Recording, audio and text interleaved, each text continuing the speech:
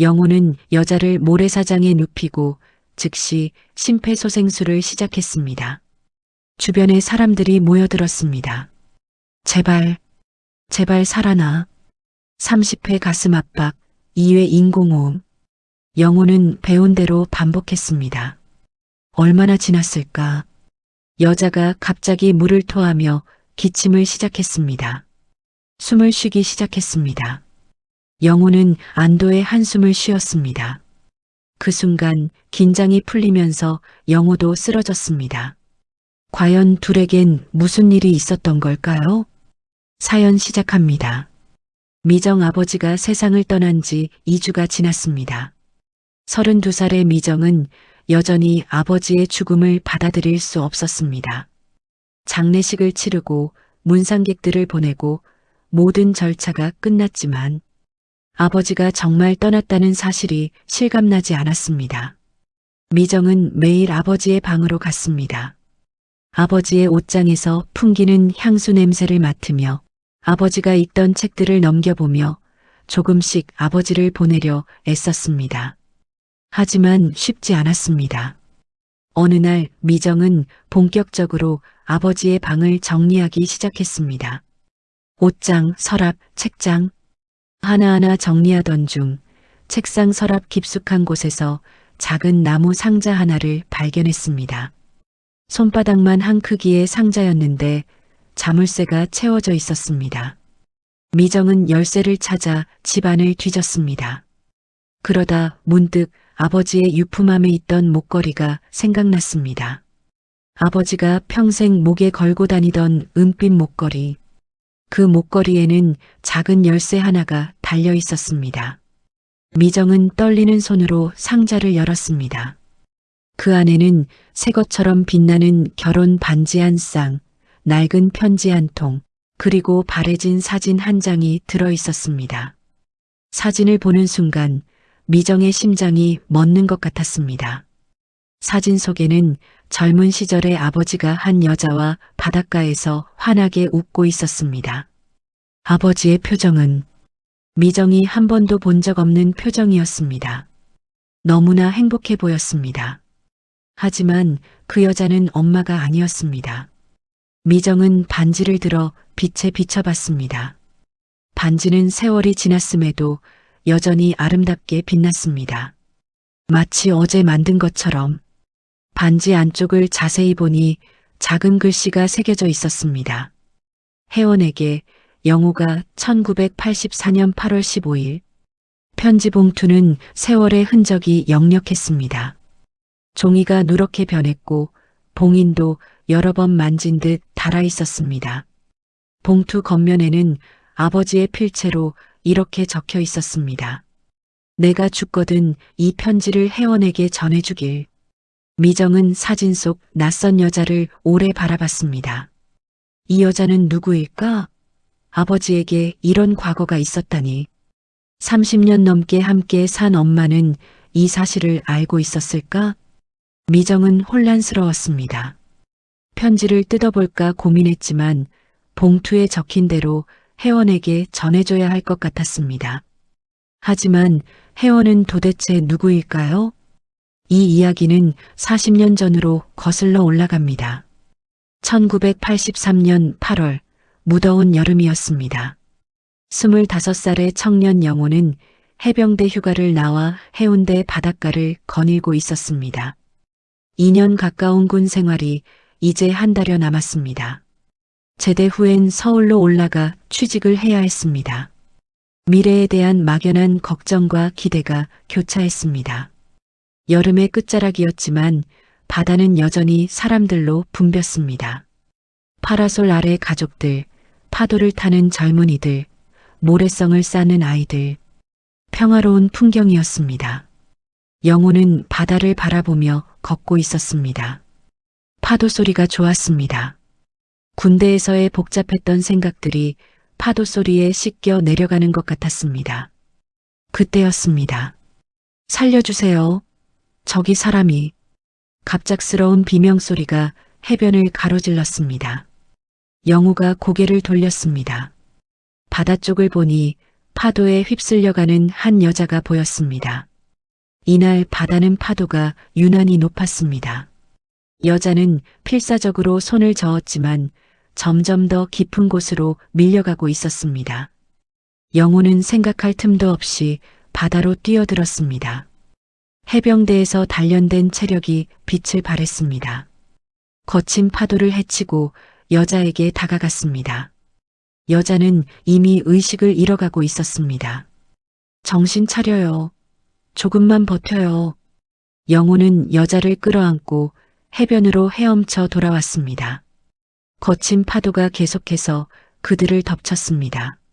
한 번은 큰 파도에 머리를 부딪혀 정신이 아득해졌지만 영호는 포기하지 않았습니다. 마침내 해변에 도착했습니다. 영호는 여자를 모래사장에 눕히고 즉시 심폐소생술을 시작했습니다. 주변에 사람들이 모여들었습니다. 제발, 제발 살아나. 30회 가슴 압박, 2회 인공호흡. 영호는 배운 대로 반복했습니다. 얼마나 지났을까? 여자가 갑자기 물을 토하며 기침을 시작했습니다. 숨을 쉬기 시작했습니다. 영호는 안도의 한숨을 쉬었습니다. 그 순간 긴장이 풀리면서 영호도 쓰러졌습니다. 구급차가 도착했고 두 사람 모두 병원으로 실려갔습니다. 영호도 파도에 휩쓸리며 머리를 다쳤고 물을 많이 마셔 위험한 상태였기 때문입니다. 병원 응급실에서 치료를 받고 입원실로 옮겨졌습니다. 영호가 눈을 떴을 때는 이미 밤이었습니다. 병실 조명이 희미하게 켜져 있었습니다. 그런데 침대 옆 의자에 누군가 앉아 있었습니다. 그 여자였습니다. 자신이 구한 그 여자가 침대 옆에서 그를 지켜보고 있었습니다. 깨어나셨어요? 여자의 목소리는 떨리고 있었습니다. 눈은 빨갛게 부어 있었습니다. 네, 여기가 어디죠? 병원이에요. 당신도 다쳤어요. 정말, 정말 감사합니다. 당신이 아니었으면 저는 여자는 말을 잇지 못하고 눈물을 흘렸습니다.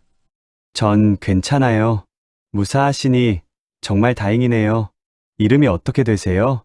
혜원이에요. 김예원이요. 그리고 당신은 영호입니다.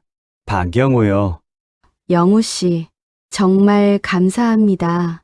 제 생명의 은인이세요. 혜원의 눈에는 눈물이 계속 고였습니다. 영호는 그 눈빛을 보며 가슴이 뛰기 시작했습니다. 단순히 생명을 구했다는 안도감만은 아니었습니다. 뭔가 다른 감정이었습니다. 어떻게 보답해야 할지. 그냥 건강하게 사시면 됩니다. 아니에요. 당신은 저를 위해 목숨을 걸었어요. 그날 밤 두 사람은 새벽까지 이야기를 나눴습니다. 혜원은 부산에서 대학을 다니는 22살 대학생이었습니다. 친구들과 해운대에 놀러 왔다가 사고를 당한 것이었습니다. 영호는 해병대에 복무 중이고 한 달 후면 제대라고 말했습니다. 이야기를 나누면서 두 사람은 묘한 감정을 느꼈습니다. 마치 오래전부터 알던 사이처럼 편안했습니다. 그날 두 사람은 운명을 느꼈습니다. 1983년 가을, 사랑의 시작. 그날 이후 영호와 혜원은 자연스럽게 만나기 시작했습니다. 영호는 휴가 때마다 부산으로 내려갔고 혜원은 해운대 바닷가에서 그를 기다렸습니다. 두 사람이 처음 만난 그 바다에서 제대 후 영호는 서울에서 직장을 구했습니다. 작은 무역회사의 사원이었습니다. 혜원은 여전히 부산에서 대학을 다녔습니다. 물리적 거리는 멀었지만 마음의 거리는 점점 가까워졌습니다. 주말마다 둘 중 하나가 기차를 타고 상대방을 만나러 갔습니다. 때로는 영호가 부산으로, 때로는 혜원이 서울로. 힘들었지만 행복했습니다. 1984년 5월, 영호는 결심했습니다. 혜원에게 프로포즈하기로. 그날은 토요일이었습니다. 영호는 부산으로 내려갔습니다. 주머니에는 작은 상자 하나가 들어 있었습니다. 저축한 돈을 모두 털어 산 반지였습니다. 혜원 씨, 오늘 특별한 데 가고 싶어요. 어디요? 우리가 처음 만난 곳이요. 두 사람은 해운대로 향했습니다. 석양이 지는 시간에 맞춰 도착했습니다. 바다는 고요했습니다. 1년 전 그날의 거친 파도와는 달리 오늘은 잔잔했습니다. 석양이 바다를 황금빛으로 물들이고 있었습니다. 영호는 혜원을 바라봤습니다. 석양빛을 받은 혜원의 모습은 너무나 아름다웠습니다. 혜원 씨, 네, 1년 전 이 바다에서 당신을 만났습니다. 그때 저는 단순히 물에 빠진 사람을 구한 거라고 생각했어요. 하지만 지금 돌이켜보면 당신을 구한 게 아니라 제가 당신에게 구원받은 것 같아요. 무슨 말이에요?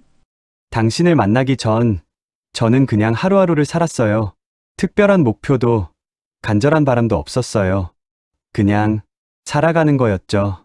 하지만 당신을 만나고 제 인생에 의미가 생겼어요. 아침에 눈을 뜨면 당신 생각이 나고 밤에 잠들기 전에도 당신을 생각해요. 주말이 기다려지는 건 당신을 만날 수 있기 때문이에요. 영호는 주머니에서 상자를 꺼냈습니다. 그리고 무릎을 꿇었습니다. 혜원 씨, 저와 평생을 함께 해주시겠습니까? 당신과 함께 늙고 싶습니다. 저와 결혼해 주시겠습니까? 혜원의 눈에서 눈물이 흘러내렸습니다. 기쁨의 눈물이었습니다. 네, 좋아요. 평생 함께 할게요. 영호는 혜원의 손에 반지를 끼워줬습니다. 두 사람은 석양 앞에서 오래 껴안았습니다. 영호는 정식 약혼 날짜를 잡았습니다. 1984년 8월 15일. 두 사람이 처음 만난 지 정확히 1년 되는 날이었습니다. 모든 게 완벽했습니다. 두 사람은 행복의 절정에 있었습니다. 미래는 장밋빛이었습니다. 하지만 인생은 언제나 예측할 수 없습니다.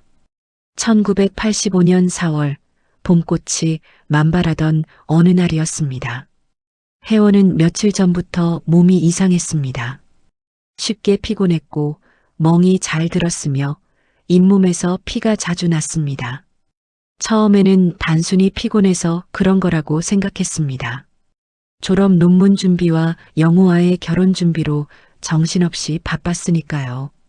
하지만 증상이 계속되자 혜원은 병원을 찾았습니다. 피 검사를 했고 의사는 며칠 후 다시 오라고 했습니다. 일주일 후 혜원은 다시 병원을 찾았습니다. 의사의 표정이 심각했습니다. 혜원 씨, 앉으세요. 네. 혹시 무슨... 의사는 잠시 침묵했습니다.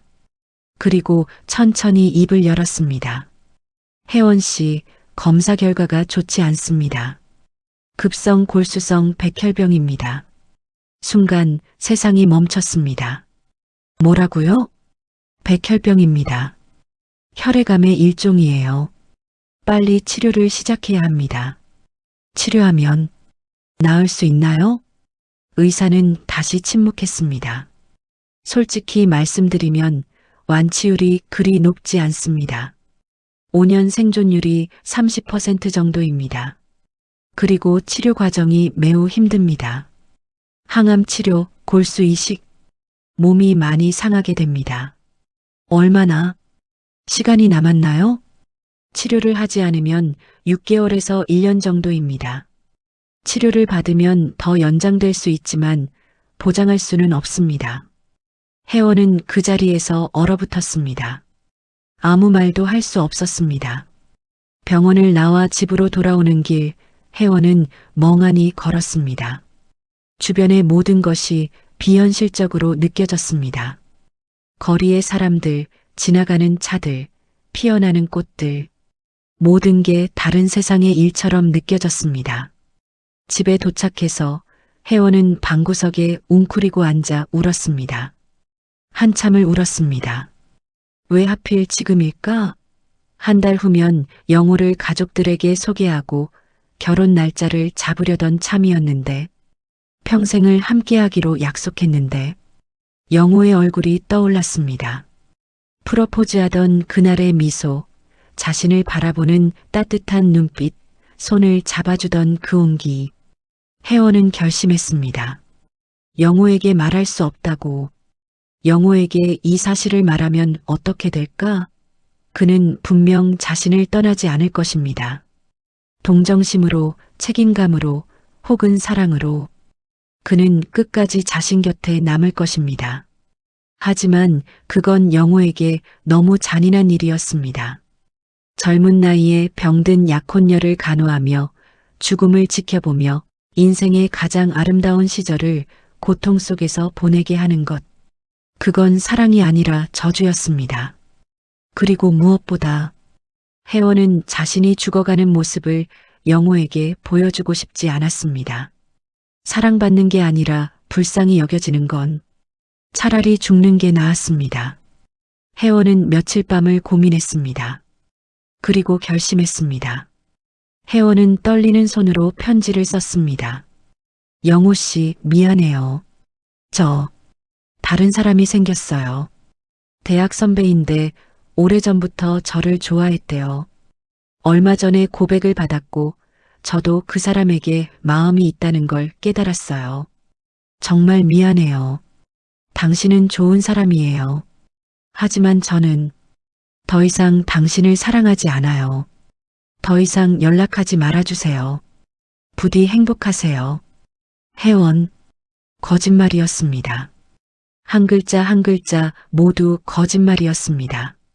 하지만 이렇게라도 해야 영호가 자신을 놓아줄 것 같았습니다. 편지를 쓰는 내내 눈물이 흘렀습니다. 종이가 눈물에 젖어 얼룩졌습니다. 혜원은 편지를 봉투에 넣고 우체통에 넣었습니다. 그리고 집으로 돌아와 하염없이 울었습니다. 이틀 후 영호가 부산으로 내려왔습니다. 편지를 받자마자 기차를 타고 달려온 것입니다. 혜원아, 나야, 문 열어줘. 혜원의 집 앞에서 영호는 소리쳤습니다. 무슨 일이야? 편지는 무슨 소리야? 제발 나와서 얘기 좀 하자. 혜원은 창문 너머로 영호를 바라봤습니다. 영호의 얼굴은 창백했고 눈은 빨갛게 충혈되어 있었습니다. 잠을 못 잔 것 같았습니다. 혜원은 가슴이 찢어지는 것 같았습니다. 하지만 문을 열 수 없었습니다. 문을 열면 모든 게 무너질 것 같았습니다. 영호를 보면 진실을 말하고 말 것 같았습니다. 혜원아, 제발 한 번만 얼굴 좀 보자. 제대로 얘기 좀 하자. 우리 1년 넘게 만났잖아. 그게 다 거짓말이었어? 내가 뭘 잘못했는지 말해줘. 제발. 영호의 목소리가 점점 작아졌습니다. 그리고 마지막엔 울음소리로 변했습니다. 혜원은 벽에 등을 기댄 채 주저앉아 울었습니다. 소리내지 않으려 입을 막았지만 눈물은 멈출 수 없었습니다. 영호는 하루 종일 그 집 앞에 있었습니다. 다음 날도 그 다음 날도 일주일 동안 매일 찾아왔습니다. 하지만 혜원은 끝까지 문을 열지 않았습니다. 한 달이 지나고 영호는 더 이상 오지 않았습니다. 지쳐서 포기한 것입니다. 그리고 혜원은 미국으로 떠날 준비를 했습니다. 미국에 더 좋은 치료법이 있다는 의사의 말에 따라 친척의 도움을 받아 미국행을 결정한 것입니다. 떠나기 전날 밤 혜원은 마지막으로 해운대를 찾았습니다. 영호와 처음 만난 그곳, 프로포즈를 받았던 그곳. 미안해, 영호 씨. 정말 미안해. 하지만 이게 최선이야. 당신은 행복해야 해. 나 때문에 고통받으면 안 돼. 혜원은 바다를 향해 중얼거렸습니다. 파도 소리만이 대답했습니다. 1년 반이 지났습니다. 영호는 혜원을 잊으려 애썼지만 쉽지 않았습니다. 매일 밤 술을 마셨습니다. 일에 집중하려 했지만 자꾸 혜원의 얼굴이 떠올랐습니다. 왜 자신을 떠났을까? 정말 다른 남자가 생긴 걸까? 자신이 무엇을 잘못한 걸까? 수없이 자문했지만 답은 없었습니다. 시간이 지나면서 조금씩 일상으로 돌아왔습니다. 하지만 마음 한구석은 여전히 비어 있었습니다. 1986년 10월의 어느 금요일 저녁, 영호는 퇴근길에 작은 서점에 들렀습니다. 최근 책 읽는 게 유일한 위안이었습니다. 시집 코너를 둘러보던 중 한 권의 책이 눈에 들어왔습니다. 사랑의 시 괴테. 손을 뻗는 순간 다른 손과 부딪혔습니다. 아, 죄송해요. 고개를 들자 한 여자가 미안한 표정으로 미소 지으며 서 있었습니다. 20대 중반으로 보이는 여자였습니다. 단정한 인상에 조용한 미소를 가진 사람이었습니다. 괜찮아요. 먼저 보세요. 아니에요. 먼저 보세요. 저는 다른 책을 볼게요. 그럼 같이 보실래요? 시집 좋아하세요? 네, 좋아해요.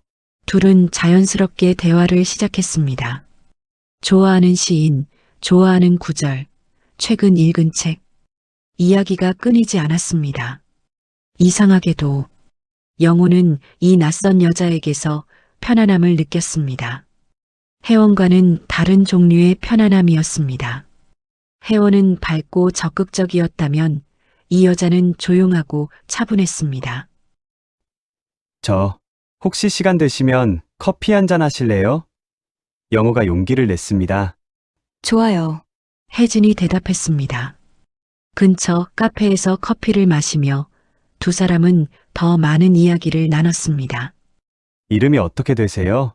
혜진이에요. 이혜진이요. 그리고 당신은? 박영호입니다.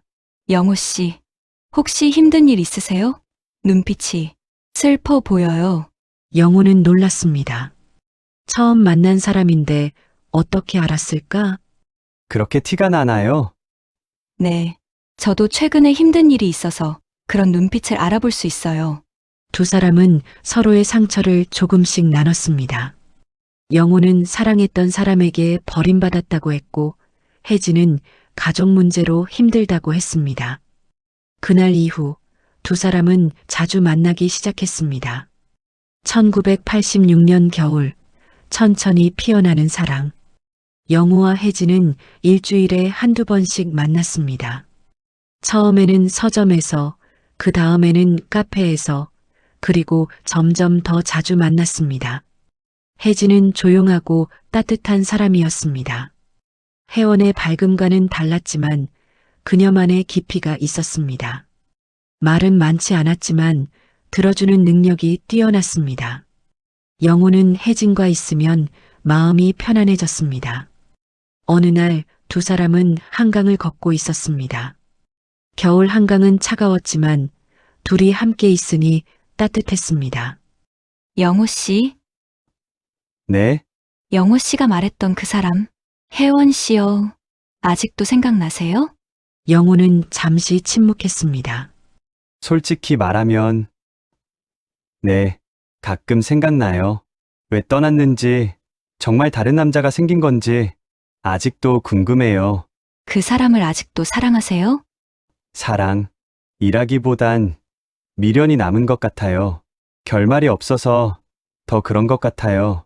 혜진은 고개를 끄덕였습니다. 혜진 씨, 미안해요. 이런 얘기하면 기분 나쁘시죠? 아니에요. 괜찮아요. 천천히 잊으세요. 영호는 혜진을 바라봤습니다. 이 사람은 정말 특별한 사람이구나. 시간이 흘렀습니다. 1986년 겨울이 지나고 1987년 봄이 왔습니다. 6개월이라는 시간 동안 영호는 조금씩 변했습니다. 혜원의 그림자에서 벗어나기 시작했습니다. 혜진과 함께 있으면 웃을 수 있었고 미래를 생각할 수 있었습니다. 혜진도 마찬가지였습니다. 처음엔 단순히 같은 상처를 가진 사람으로서 공감했지만 시간이 지나면서 영호에게 끌리기 시작했습니다. 1987년 4월 봄꽃이 만발한 날이었습니다. 영호와 혜진은 여의도 윤중로를 걷고 있었습니다. 벚꽃이 활짝 피어 있었습니다. 바람이 불 때마다 꽃잎이 날렸습니다. 혜진 씨, 네? 할 말이 있어요. 영호는 멈춰섰습니다. 혜진도 멈췄습니다. 혜진 씨, 사랑합니다. 혜진의 눈이 커졌습니다. 처음에는 혜원을 잊기 위해 당신을 만났는지도 몰라요. 상처를 위로받고 싶어서, 외로움을 달래고 싶어서 그랬을지도 모르겠네요. 하지만 지금은 아니에요. 지금은 당신을 진심으로 사랑해요. 당신과 함께 있으면 행복해요. 혜진의 눈에 눈물이 고였습니다. 혜진 씨, 저와 결혼해 주시겠어요? 혜진은 입술을 깨물었습니다. 그리고 천천히 말했습니다.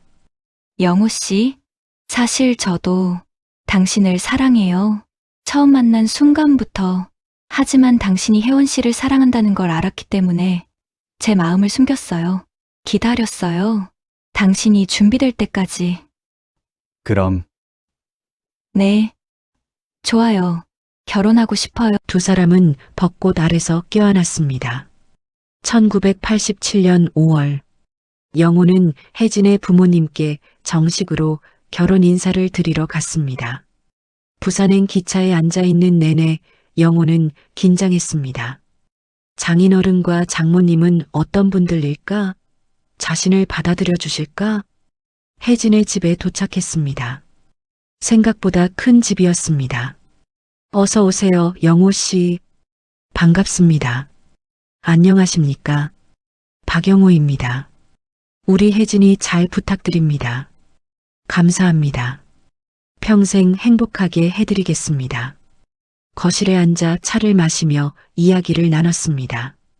분위기는 화기애애했습니다. 혜진의 부모님은 좋은 분들이었습니다. 그때 영호의 시선이 벽에 걸린 가족 사진에 멈췄습니다. 시간이 정지했습니다. 사진 속에 혜원이 있었습니다. 영호가 사랑했던, 영호를 떠난 그 혜원이. 영호의 얼굴이 새하얗게 변했습니다. 손에 들고 있던 찻잔이 흔들렸습니다. 찻잔이 바닥에 떨어져 깨졌습니다. 어머, 괜찮으세요? 죄송합니다. 괜찮아요. 다치진 않으셨어요? 영호는 대답할 수 없었습니다. 눈은 여전히 가족 사진에 고정되어 있었습니다. 혜진이 조심스럽게 물었습니다. 영호 씨, 무슨 일이에요? 안색이 안 좋은데. 저분은 누구세요? 영호가 떨리는 손으로 사진을 가리켰습니다. 아, 제 언니예요. 혜원 언니요. 그 순간 영호는 심장이 멎는 것만 같았습니다. 혜원, 언니요? 네. 저보다 3살 위에요. 몇 년 전에 몸이 좋지 않아 미국으로 치료를 받으러 갔어요. 영호는 숨을 쉴 수 없었습니다. 혜진이 혜원의 동생이었습니다. 자신이 사랑했던 혜원의 동생과 사랑에 빠진 것입니다. 영호 씨? 혜진의 목소리가 들렸지만 영호는 대답할 수 없었습니다. 그날 영호는 몸이 안 좋다는 핑계로 일찍 자리를 떠났습니다. 그 후 혜진은 미국에 있는 혜원에게 영호와 함께 찍은 사진과 편지를 보냈습니다. 언니, 나 결혼해. 좋은 사람 만났어. 이름은 영호야. 언니도 축복해줘. 혜원은 미소를 지으며 봉투 안을 확인했습니다. 사진 한 장이 들어 있었습니다. 사진을 꺼내는 순간 혜원의 손이 멈췄습니다. 심장이 멎는 것 같았습니다. 사진 속에는 환하게 웃는 혜진과 그리고 영호가 있었습니다. 자신의 영호가, 혜원이 사랑했던, 혜원을 바다에서 구해준, 혜원에게 프러포즈했던 그 영호가, 아니야. 사진이 바닥에 떨어졌습니다. 혜원은 다시 사진을 집어들었습니다. 떨리는 손으로. 틀림없었습니다. 그 얼굴, 그 미소, 그 눈빛, 자신이 평생 잊지 못할 그 사람. 혜진이가, 영호와. 혜원은 그 자리에 주저앉았습니다. 혜원은 결혼식에 오지 않았습니다. 올 수 없었습니다. 동생이 결혼하는 상대가 자신의 옛 연인이라는 사실을 알았기 때문입니다. 혜진의 편지를 받고 혜원은 하루 종일 울었습니다. 혜진아, 내가 결혼하는 사람이 영호였구나. 운명은 참 잔인하구나. 하지만 혜원은 혜진에게 진실을 말하지 않았습니다. 말하면 혜진이 괴로워할 것이기 때문입니다. 그래, 내가 행복하면 됐어. 내가 영호 씨를 행복하게 해줘. 나는 여기서 조용히 살게. 1987년 어느 가을 영호와 혜진이는 결혼했습니다. 결혼식 날 두 사람은 행복해 보였습니다. 하지만 영호의 마음 한구석에는 작은 그림자가 있었습니다. 서울에 신혼집을 마련하고 행복한 나날을 보내고 있었습니다. 어느 토요일 오후 혜진은 집을 정리하고 있었습니다. 영호는 회사 야유회로 외출한 상태였습니다. 옷장이 선반을 정리하던 혜진은 먼지 쌓인 낡은 가방 하나를 발견했습니다. 영호가 군대 시절 쓰던 가방인 것 같았습니다. 혜진은 가방을 내려 안을 열어봤습니다. 오래된 군복, 군화, 일기장, 그리고 작은 봉투 하나. 봉투를 열자 사진 몇 장이 나왔습니다. 첫 번째 사진 젊은 영호가 군복을 입고 서 있는 사진. 두 번째 사진 영호와 군대 동기들이 찍은 단체 사진. 세 번째 사진 영호가 한 여자와 바닷가에서 환하게 웃고 있는 사진. 혜진의 손이 멈췄습니다. 그 여자는 언니 혜원이었습니다. 사진 뒷면에는 이렇게 적혀 있었습니다. 혜원아, 우리 1주년 기념. 영원히 사랑해 마이너스 영호. 혜진의 심장이 멎었습니다. 사진이 바닥에 떨어졌습니다. 언니, 그리고 영호 씨. 혜진은 그 자리에 주저앉았습니다. 손이 떨렸습니다. 숨이 막혔습니다. 영호 씨가 사랑했던 혜원이 자신의 언니였습니다. 혜진은 지난 몇 달을 되돌아봤습니다. 영호가 자신에게 혜원이라는 사람을 잊지 못한다고 고백했을 때, 자신이 언니 이름도 혜원이라고 말했을 때 영호의 표정이 이상하지 않았던가? 아니, 혜진은 언니 이름을 영호에게 말한 적이 없었습니다. 혜진은 한참을 그 자리에 앉아 있었습니다. 저녁 무렵 영호가 집에 돌아왔습니다. 여보, 나왔어. 야유회 정말 재미있었어. 회사 사람들이 영호는 거실에 앉아 있는 혜진을 봤습니다. 혜진의 표정이 이상했습니다. 여보? 무슨 일 있어? 혜진은 잠시 망설이다가 말했습니다. 영우 씨, 오늘 집 정리하다가 당신 옛날 가방을 발견했어요. 영호의 얼굴이 굳어졌습니다. 가방 안에 사진들이 있었어요. 당신이 사랑했다던 그 혜원이 우리 언니였어요. 침묵이 흘렀습니다. 긴 침묵. 영호는 천천히 입을 열었습니다. 언제? 알았어. 방금요. 사진을 보고 혜진아, 영호 씨는 언제 알았어요? 영호는 고개를 숙였습니다. 결혼 인사드리러 갔을 때 벽에 걸려있는 가족 사진을 보고 혜진의 눈에 눈물이 고였습니다. 그럼 알면서 결혼한 거예요? 혜진아 들어줘. 나는 혜원을 사랑했어. 그건 사실이야. 하지만 혜원은 나를 떠났어. 그리고 나는 당신을 만났어. 처음엔 혼란스러웠어. 당신이 혜원의 동생이라는 걸 알았을 때. 하지만 영호는 혜진의 손을 잡았습니다. 지금 내가 사랑하는 건 당신이야. 당신은 혜원의 그림자가 아니야. 당신 그 자체로 내 사랑이야. 혜진은 한참을 울었습니다. 나는 언니의 남자를 빼앗은 거예요. 아니야. 혜원은 나를 떠난 사람이야. 그리고 우리가 만난 건 우연이었어. 우리 잘못이 아니야. 두 사람은 한참을 껴안고 울었습니다. 그 후 30년이 흘렀습니다. 영호와 혜진은 딸 미정을 낳았고 미정은 어느덧 성인이 되었습니다. 두 사람은 단 한 번도 혜원의 이야기를 꺼내지 않았습니다. 그게 그들이 선택한 침묵이었습니다. 혜원을 배신한 게 아니라 혜원을 지켜주는 방법이라고 믿었습니다. 하지만 혜진은 평생 죄책감을 안고 살았습니다. 혜진의 일기 1995년 6월 5일. 미정이가 초등학교에 입학했다. 영호 씨는 자랑스러워하며 사진을 찍었다. 행복한 순간이었다. 가끔 영호 씨가 먼 곳을 바라볼 때 언니를 생각하는 건지 궁금하다. 하지만 괜찮다. 영호 씨는 나를 사랑하고 나도 영호 씨를 사랑하니까. 2005년 3월 10일. 결혼 18년째. 우리는 행복하다. 언니에 대한 죄책감은 여전하지만 영호 씨와 나는 서로를 진심으로 사랑한다. 이것도 사랑의 한 형태겠지. 2015년 12월 25일. 크리스마스. 가족이 함께 저녁을 먹었다. 미정이는 이제 성인이 됐다.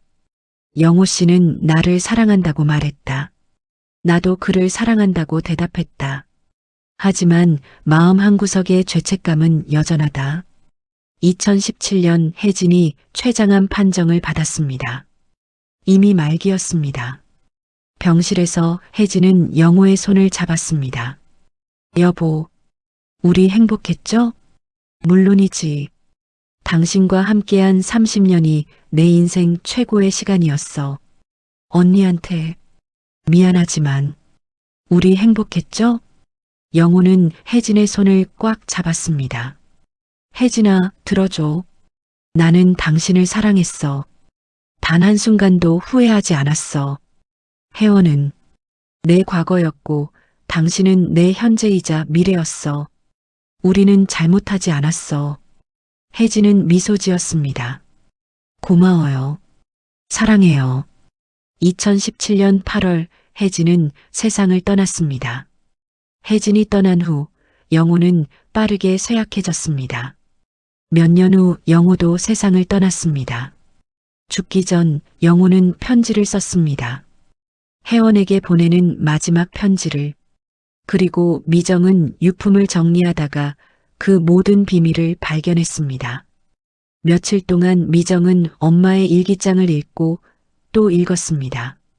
모든 진실을 알게 됐습니다. 아버지가 엄마의 언니를 사랑했었다는 것, 그리고 우연히 엄마를 만나 사랑에 빠졌다는 것, 두 사람 모두 평생 죄책감을 안고 살았다는 것. 미정은 결심했습니다. 아버지의 마지막 부탁을 들어주기로. 혜원 이모를 찾아가 편지를 전해주기로. 미정은 엄마의 주소록을 뒤졌습니다. 그리고 찾았습니다. 혜원 언니 미국 로스앤젤레스. 주소와 전화번호가 적혀 있었습니다. 미정은 즉시 비행기 표를 예약했습니다. 일주일 후 로스앤젤레스. 미정은 로스앤젤레스의 한 주택가에 도착했습니다. 조용한 동네였습니다. 초인종을 눌렀습니다. 잠시 후 문이 열렸습니다. 60대 중반으로 보이는 여자가 나왔습니다. 세월의 흔적이 역력했지만 여전히 아름다운 사람이었습니다. 누구세요? 혜원 이모. 저 미정이에요. 혜진. 엄마의 딸이에요. 혜원의 얼굴이 굳어졌습니다. 미정이? 혜진이 딸? 내가 왜 여기까지? 이모 아빠가 이모에게 전해달라고 했어요. 미정은 반지와 편지를 꺼냈습니다. 혜원은 반지를 보는 순간 다리에 힘이 풀렸습니다. 문틈을 잡고 간신히 버텼습니다. 이게 왜? 들어가서 얘기해도 될까요? 혜원은 고개를 끄덕였습니다. 거실에 앉아 미정은 모든 이야기를 했습니다. 아버지가 돌아가셨다는 것, 유품을 정리하다 반지와 편지를 발견했다는 것, 엄마의 일기를 읽고 모든 진실을 알게 됐다는 것. 혜원은 말없이 들었습니다. 눈물이 계속 흘러내렸습니다. 미정은 봉인된 편지를 건넸습니다. 혜원은 떨리는 손으로 편지를 받았습니다. 혜원에게 이 편지를 쓰는 지금 나는 얼마 남지 않았습니다. 혜진이 떠난 지 5년. 나도 곧 그녀를 따라갈 것 같소. 고백합니다. 나는 알고 있었소. 혜진이 당신의 동생이라는 걸. 가족 사진을 본 그 순간 세상이 무너지는 기분이었습니다. 내가 사랑했던 당신의 동생과 사랑에 빠진 것이오. 그날 밤, 혜진에게 모든 걸 고백하려 했지만 할 수 없었소. 혜진의 눈을 봤기 때문이오. 그 눈엔 사랑과 두려움이 함께 있었소. 언니의 남자를 빼앗은 게 아닐까 하는 죄책감과 그래도 이 사람을 사랑한다는 간절함이 나 역시 혼란스러웠고 처음엔 혜진이 당신을 닮아서 끌렸는지도 모른다고 생각했소. 하지만 시간이 지나며 깨달았고 혜진은 당신의 그림자가 아니라 그 자체로 내 인생의 사랑이었다는 걸. 30년을 함께 살았소. 평범한 일상들. 아침에 함께 일어나 커피를 마시고 저녁에 함께 TV를 보고 주말에 딸과 함께 공원에 가고 그런 평범한 순간들이 쌓여 사랑이 됐소. 하지만 혜진은 평생 죄책감을 안고 살았습니다. 일기장마다 당신에 대한 미안함이 적혀 있었소. 혜진이 임종 직전 마지막으로 묻더군요. 여보, 우리 행복했죠? 언니한테 미안하지만 우리 행복했죠? 나는 혜진의 손을 꼭 잡고 대답했소. 당신이 내 인생 최고의 행복이었소. 혜원, 당신에게도 말하고 싶소. 우리는 당신을 배신한 게 아니오. 우린 각자의 방식으로 당신을 사랑했소. 그리고 한 가지 더 고백하오. 당신이 왜 나를 떠났는지 나중에 알게 됐고, 백혈병, 당신은 나를 위해 떠난 거였소. 내가 고통받지 않기를 바라며. 하지만 알아주오. 만약 그때 당신이 진실을 말했다면 나는 당신 곁을 떠나지 않았을 거요. 끝까지 함께 했을 거요. 혜원, 이 반지는 당신 것이 아니오. 혜진을 위해 새로 준비했던 두 번째 반지요. 당신에게 주었던 첫 반지는 혜진이 끼고 묻혔소. 이 반지를 당신에게 보내는 이유는 우리의 이야기가 완성되기를 바래서요. 당신과의 사랑으로 시작됐고 혜진과의 사랑으로 이어졌고 이제 이 반지로 모든 이야기가 끝나기를. 부디 우리를 용서하시오. 당신도 행복하길 바라오. 그리고 고맙소. 혜원은 편지를 읽고 한참을 울었습니다. 소리내어 울었습니다. 미정은 혜원의 곁에 앉아 조용히 기다렸습니다. 한참 후 혜원이 말했습니다. 나는 평생 혜진을 용서하지 못했어. 내 남자를 빼앗았다고, 내 행복을 훔쳤다고 원망했어. 너희 엄마가 죽었다는 소식을 들었을 때도 장례식에 가지 않았어. 미안하다는 말조차 하지 않았어. 혜원은 미정을 바라봤습니다. 하지만 이제야 알겠어.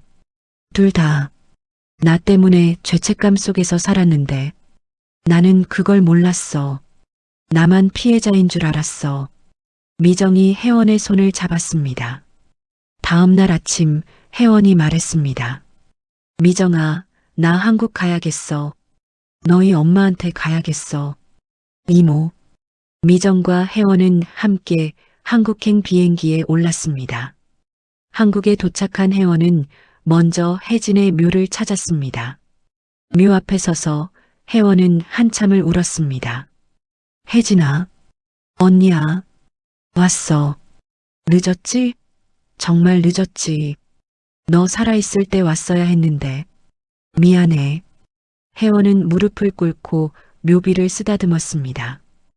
혜진아, 용서해줘. 언니가 너를 오해했어. 너도 평생 미안해했구나. 너도 고통스러웠구나. 혜원은 한참을 그 자리에 앉아 있었습니다. 그리고 옆에 있는 영호의 묘 앞으로 갔습니다. 영호 씨, 나 혜원이에요. 편지 잘 받았어요. 고마워요. 그리고 미안해요. 영호 씨, 나도 고백할게요. 나도 알고 있었어요. 세상에서 제일 사랑하는 남자와 세상에서 제일 사랑하는 동생이 결혼한다는 게 축복해야 하는데 축복할 수가 없었어요. 미국에서 혼자 울었어요. 한참을 울었어요. 그리고 결심했어요. 돌아가지 않기로. 영호 씨와 혜진이가 행복하게 살 수 있도록 나는 여기 있기로. 평생 동안 나도 영호 씨를 잊으려 많이 애썼어요. 다른 사람도 만나봤어요. 하지만 안 됐어요. 마음이 안 갔어요. 결국 혼자 늙었어요. 하지만 후회하지 않아요.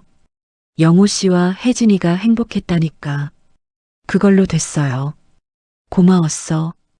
혜원은 꽃을 두 묘 앞에 놓았습니다. 이제 다 놓아줄게. 부디 저 세상에서는 셋이 다 함께 웃을 수 있기를. 어떤 사랑은 침묵 속에서 완성되고 어떤 용서는 진실을 알고 난 후에야 시작됩니다. 사랑은 때로 복잡하고 아프고 불완전합니다. 하지만 그래도 사랑은 아름답습니다. 왜냐하면 사랑은 우리를 성장시키고 우리에게 용서를 가르치고 우리를 자유롭게 만들기 때문입니다. 끝까지 사연 들어주셔서 감사합니다.